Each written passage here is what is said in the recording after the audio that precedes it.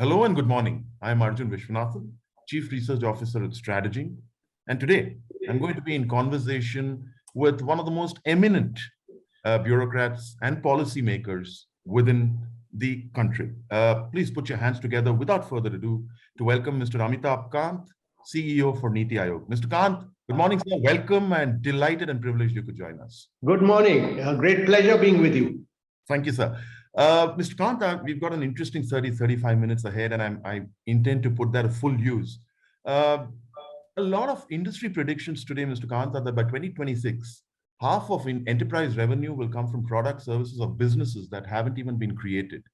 Now, given India's ambition to develop new revenue streams, enter sunrise sectors, many of which respond to sustainability goals and technological change, it is perhaps no surprise that a majority of respondents say business building is one of the top strategic priorities for organization. In that sense, Mr. Kant, as India emerges from the effects of the unfortunate disruption caused by the COVID-19 pandemic, what, according to you, are the major opportunities that present themselves to place India firmly on the global map as a powerhouse of innovation and resilience? Okay. As we are all aware, the pandemic has caused unprecedented economic disruption across the world. India has been no exception. However, India was probably the only country to have the foresight to usher long pending and bold plus innovative reforms. So if you look at structural reforms, demonopolizing coal, the liberalization in space technology, the opening up of the foreign direct investments, Indeed. or the production linked incentive schemes, we have used the crisis as an opportunity to pave way for India to emerge as a global champion. Our focus has been to foster economic growth, become a global hub for manufacturing, exports, which are growing at a very rapid pace, and to push the limits on innovation, while also ensuring sustainable and inclusive development. We've made huge commitments at COP26 in Glasgow because we believe that the future lies in going digital and going green. And to achieve all this, we've tried to usher in sustained growth for long time periods. We believe that India must grow for the next 3 decades. And this is possible only if we get into sunrise areas of growth. So our focus has been on clean, connected, and shared mobility. In India, we have only 22 cars per 1,000 people. The USA has 880 cars per 1,000 people. Europe has over 800 cars per 1,000 people. So there is massive potential. The level of destruction as we transit from combustion engine to electric engines will be far lesser in a country like India. We'll be able to do smooth transition. And there is massive potential to replace fleet with shared public and personal vehicles, which are absolutely clean and driven by electric mobility. We've given various incentives through the FAME2 scheme. And now on the supply side, we have structured a production-linked incentive, a scheme for auto components and for battery manufacturing in India. Secondly, our belief is that the future lies with gigafactories for battery storage. India will require battery storage not only for mobility, two-wheelers, three-wheelers, and cars, but for electricity storage in future. And this will bolster not merely clean mobility plus renewable energy storage, but encourage a huge amount of self-sufficiency in India. Thirdly, our belief is that artificial intelligence holds the key to the future. Indeed. From advancing governance to streamlining manufacturing process, India will be data rich and data intelligent, and therefore India will have a huge opportunity to use AI to leapfrog and have a multiplier effect on economy. Fourthly, I think green hydrogen, because India has immense renewable resources. We are a country which has grown enormously in renewable energy in the last few years. through a very dynamic private sector. We can use renewable energy to crack water, create green hydrogen, and to cut down of fossil fuel imports and go through a green hydrogen technology route and make India the center for green hydrogen.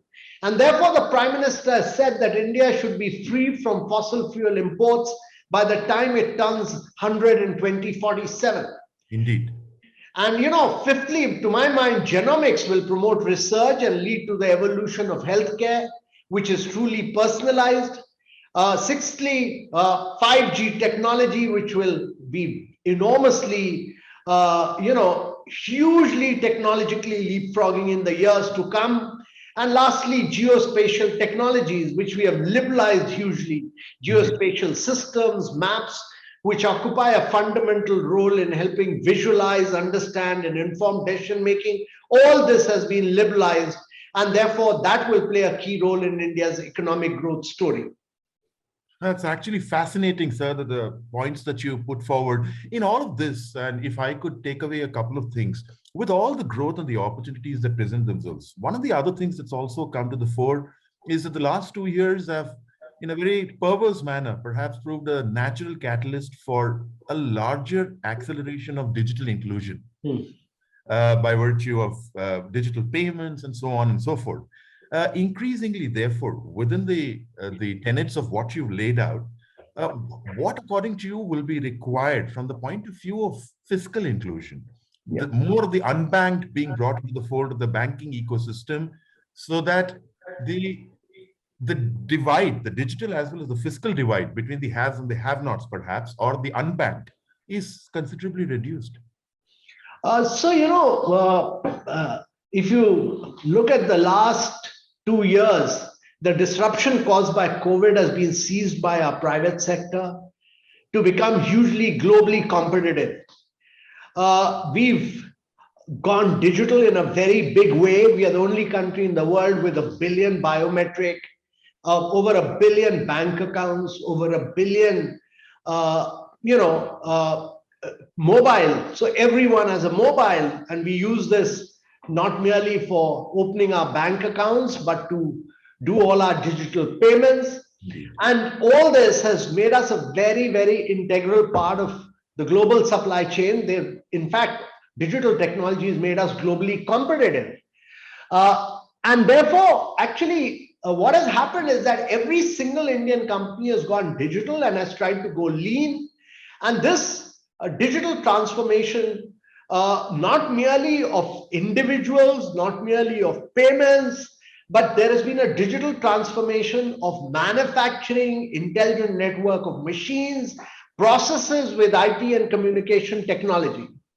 And actually, this in turn has led to the passion and energy of many of our companies to bring together technologies such as Internet of Things, cloud computing, big data analytics, augmented reality, robotics, cybersecurity, machine-to-machine communication to create really the digital India of the future. And as a consequence of all this, what has happened is that we've pushed the limits on financial inclusion in a very big way. So you look at the last few years, when I was a young officer, a lot of money used to be transferred from central government to the state government, and by the time it used to reach the beneficiaries, 85% of it used to be through leakages. All leakages used to take place. Today, in over 500 schemes, we transfer money straight to the beneficiary account with a single paisa of leakage. When I was a young officer, I was working in the fisheries sector of Kerala, and my job, the challenge given to me was to change the lives of traditional fishermen. And I was able to give them new boats, new crafts, new fishing nets, new outboard motors so that they could go much further into the sea. But opening their bank accounts was a nightmare. It used to take us 9 to 10 months. And today you can open a bank account using your biometric in less than a minute. So the transformational journey has been from 10 months to less than a minute.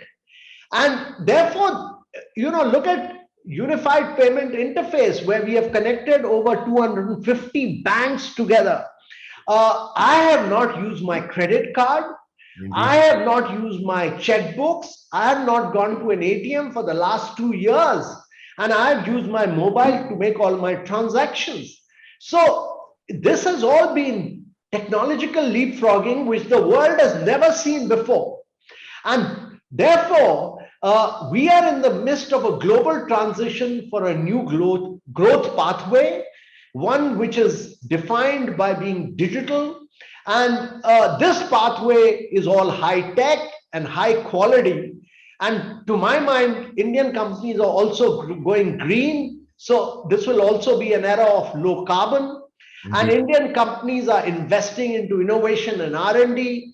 And therefore, this is not merely leading to financial inclusion, but it is leading to tech adoption. It is leading to becoming globally competitive. It is leading to all backward forward linkages. And that is why you are having a huge amount of disruptive tech startups. Like at the peak of the COVID, we've had 44 unicorns in 1 year. Indeed. And therefore, they are the ones who are finding solutions to the challenges of India. They are the ones who are improving learning outcomes, health outcomes, driving agriculture productivity. And therefore, it's a very, very dynamic, vibrant India of today. Indeed, in a sense of that, it's almost as if the average Indian is also tending to think digitally native, and that bodes well. Yeah. I couldn't agree with you more, Mr. Kant. And now I come to a certain segment that's very close to my heart. I've read news about you speaking about it. There are two very, very foundational questions, sir, that I had for you. One is you've spoken about advancements in the manufacturing sector and the need for India to play an integral role in the global supply chain ecosystem. The second trend is that the adoption of digital in India has seen tremendous acceleration, which we spoke about.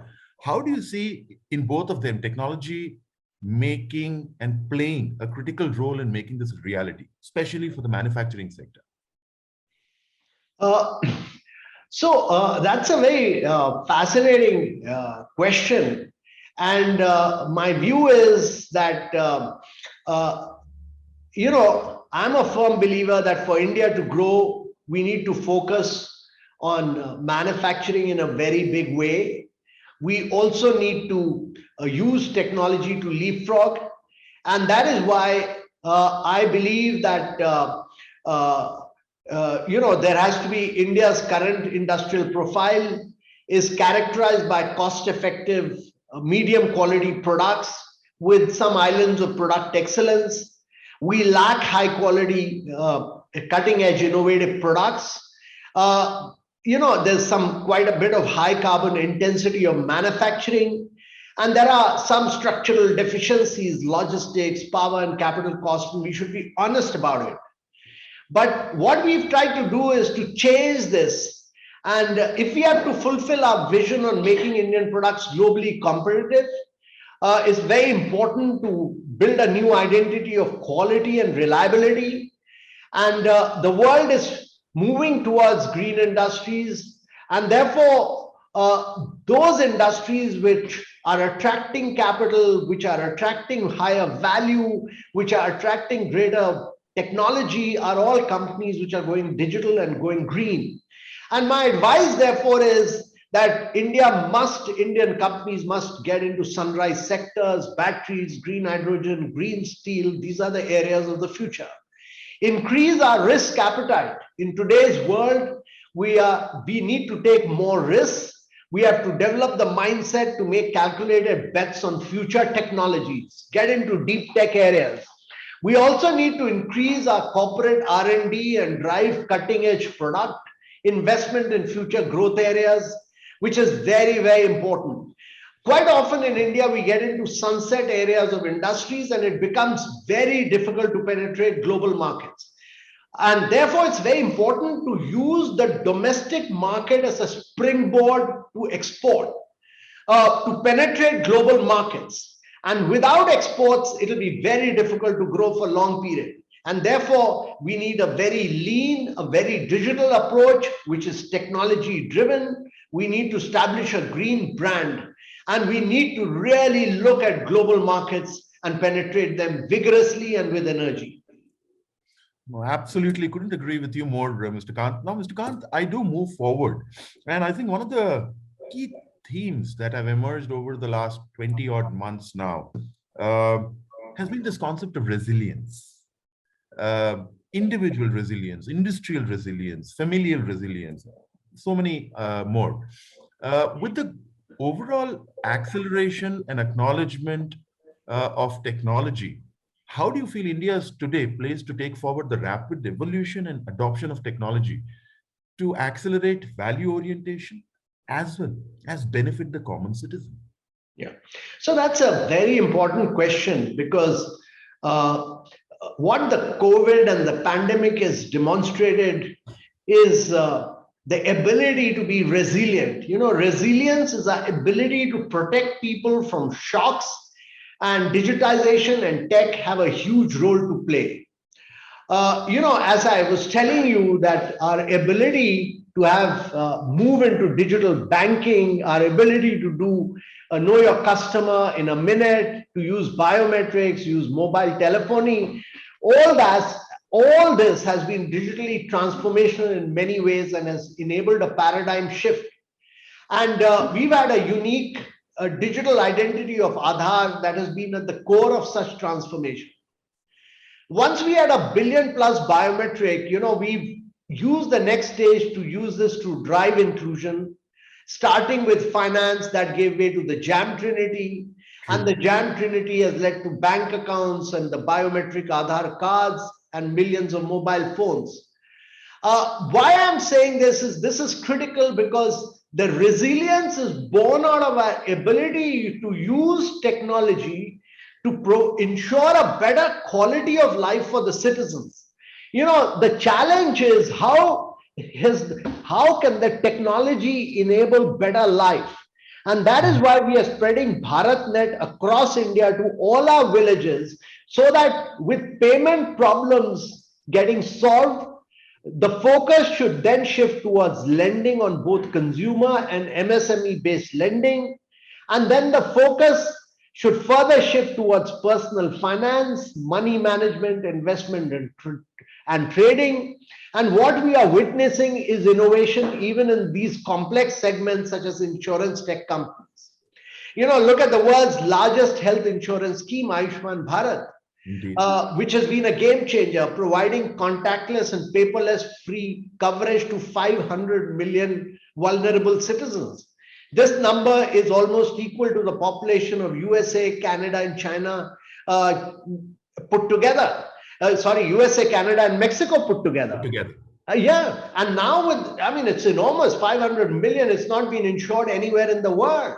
And now with the launch of the PM Digital Health Mission, every citizen will get a digital health ID for personalized healthcare, inter-hospital communication, and easy access to healthcare. Look at our CoWIN platform, which has made it possible for a country as vast as India to undertake a fully digital COVID vaccination drive. This app has made it possible for us to have reached the milestone of 70% of our adult population having been double vaccinated. Now, e-mandis, digital mandis are rapidly gaining popularity as effective channel for farmers. And these platforms are also eliminating middlemen and taking the centuries-old historical profession of agriculture to the internet. The National Agriculture Market, ENAM, is a pan-India digital trading portal for farmers to create a unified market for agricultural commodities. And the government, you look at the government itself, it has transformed the procurement by introducing the government e-marketplace, which offers a transparent, contactless, cashless interaction between buyers and sellers through the GEM platform. So what we've tried to do is that the biggest testimony to the digital disruption which is being witnessed in India is actually, look at our startup ecosystem. 2021 has been a defining milestone for the startup ecosystem. And therefore, at an average, 3 startups have turned unicorn every single month this year. Indeed. So technology and digitization will be the biggest driver for resilience in the times to come, and our ability to make them available to every single citizen of India holds the key to resilience. Indeed, sir, because something that's equally come to my mind, and to take forward your articulation. Uh, Last year, when I spoke to you, you spoke about how India has the potential to become the tech garage of the world. Now, when I kind of converge that with something that you recently said about policy making being pro-innovation, light touch, and progressive, as well as benchmarked against the best of the world, could you kindly expand on that narrative, sir? I'm actually a long time believer that policy making has to be very, very light touch. It must push the limits of innovation, and government must act as a facilitator, as a catalyst. Government must ensure predictability and consistency of policy over a long period of time. If we are able to do this, the Indian private sector is truly top class, and Indian private sector will actually emerge as the champion of growth. So what we need to do is just create the right policy framework, which is progressive, which is innovative, and which drives growth. Once you do this, you will see India growing by leaps and bounds. We will The government needs to just focus on improving health, learning, and nutritional outcomes. And to my mind, as we push the limits of digitization, we'll be able to monitor these outcomes much better. I run a program called the Aspirational District Program, where we look at some of the most backward districts of India. And we've seen huge improvement simply because we monitored on the basis of data. We put out ranking in public domain. We have named and shamed good performance and bad performance. And data is the key to good governance. I've long believed that if you put out good data in public domain, people will see the results, people will vote for good governance, and therefore, this is really the key to good policy making. Just push for data in public domain, push that will force good governance, and push for innovation and a policy regime which is progressive. When you speak about data, Mr. Kant, it's also interesting because I've been reading up quite, and I do follow you across the digital media. You have a very nuanced view about cybersecurity. The audience, I'm sure, would like to understand that with the explosion of data within Indian industry, within the standard lives of common citizens, how do you think, or what is your prescriptive guidance on how to evolve a cybersecurity and a cyber resilience paradigm in such a manner that we're able to a modicum at least, foolproof against the foolproof and future-proof the Indian industry as we face threats from state as well as non-state actors? No, I think it's a very important point you're making, and cybersecurity will really be the key to future growth, because as we digitize, as we progress, as we put out data in public domain, as we progress on the basis of technology, cybersecurity will really be the key. And therefore, it's very important that not merely the government, which has taken a series of measures in cybersecurity, because we want to ensure that there is safety and security to the highest level. We want to ensure that every citizen is cyber safe. We want to ensure that all payments are made in a safe manner, because we are ourselves pushing for a contactless and paperless coverage in all these areas. So the government has taken a series of measures for ensuring cybersecurity, but it's also important that every citizen is made fully aware of cybersecurity. Every citizen and every instrument of the government is made fully aware, and therefore it's very, very important that we are cyber safe and cyber secure in the future. And I think it's very important that every institution which is pushing for digitization must have cybersecurity at the highest standards. This is really the future, and this is really the key to digital transformation. No, indeed, sir. I couldn't agree more with you on that. And as we chug along, you spoke about various sectors. Mr. Kant, you've spoken also about and we discussed this, where you spoke about the need for India to get into sunrise sectors. However, even within India, there continue to be certain sectors which are truly not internationalized in terms of their evolution, a couple of them being healthcare and education. What do you think really is required to be done here by government, by policy, to make them and bring them to truly international standards? Yeah, I think that's a very important question, because if India is to grow on a consistent basis for the next 3 decades, year after year after year, we need to focus on improving health, learning, and nutritional outcomes. Indeed. These socio-economic indicators really hold the key to a strong, productive, and affluent society. They are critical for India's economic growth and our ability to leapfrog in the post-COVID era. And this requires, to my mind, digital intervention on two fronts. Firstly, to ensure widespread accessibility through digital inclusion in education and health, just as we have done for financial inclusion. And this would really mean spreading digital education and digital health across the villages of India to the last strata of the society. And today, I've been a believer that more than physical infrastructure, digital infrastructure is far more important. To ensure that digital infrastructure reaches the villages is really critical. Secondly, I think digitally monitoring these outcomes using indicators and data, and using that data to improve schemes and outcomes. Something that we've tried and proved in our aspirational districts. And on the first front, we've already seen a lot of progress. In education, for instance, we've seen the Diksha and the Swayam portals. These are thousands of courses running into millions of hours, really top-class programs. Millions of out students benefited from availing learning via these apps during the pandemic. This will receive a further impetus with the new education policy. The policy is called for investments in digital infrastructure, development of online digital platforms and tools, creation of virtual labs and digital repositories. And on the health front, we already have the PMJY. We've created over close to about 100,000 primary health centers at the grassroots level. And the game changer will be the National Digital Health Mission and the Unique Health ID. The Unique Health ID will digitize records, allow patients to share their history with different healthcare providers. It will streamline hospital operations and lead to the evolution of personalized healthcare. And therefore, going forward, we need to really emulate the success of financial inclusion. There we employed a platform approach, UPI, on top of which so many products have been built by the private sector. So Google, Paytm, PhonePe, all innovated on the top of UPI. And similarly, with the digital health and education based layer, we should allow private sector to do widespread innovation and really spread innovation to the grassroots of India.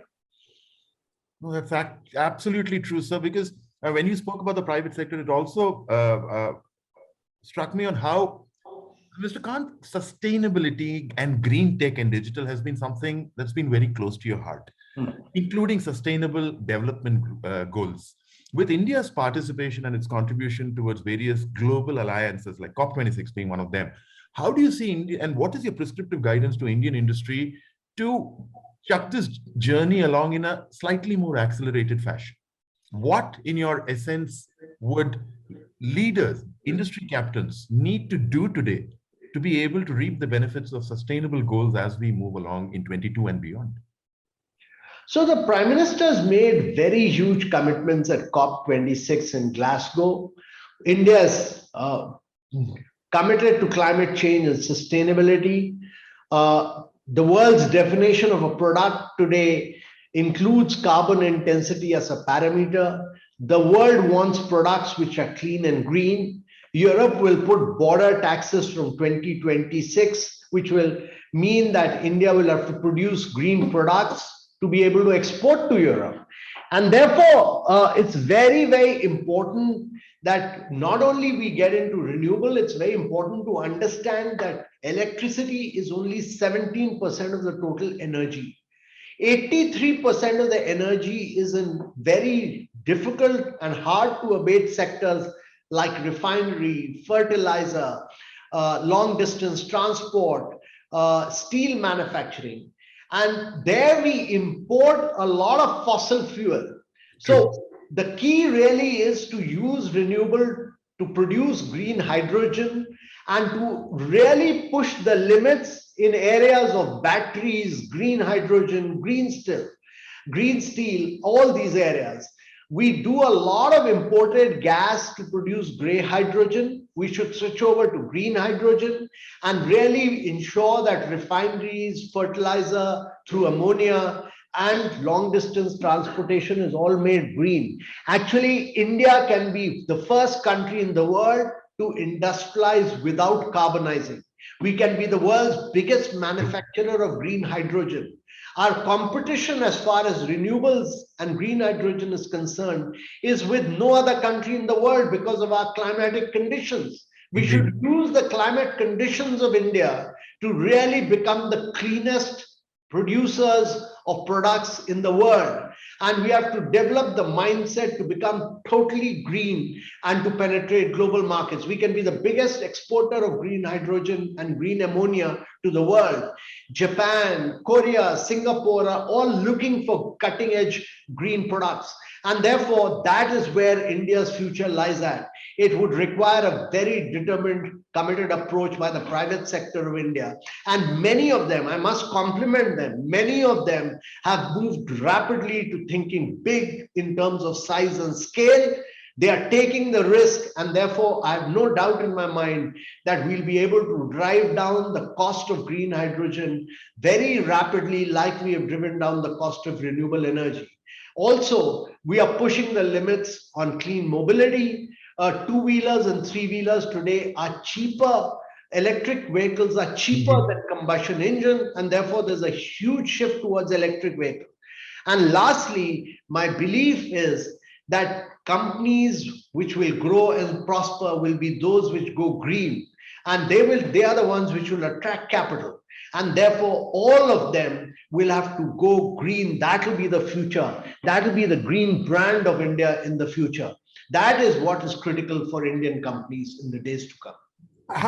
And just to bring that forward, you also recently mentioned that the shift to electric vehicles is inevitable in significantly larger measures. Yeah. What do you think government could do more in order to enthuse folks such as myself to genuinely turn EV?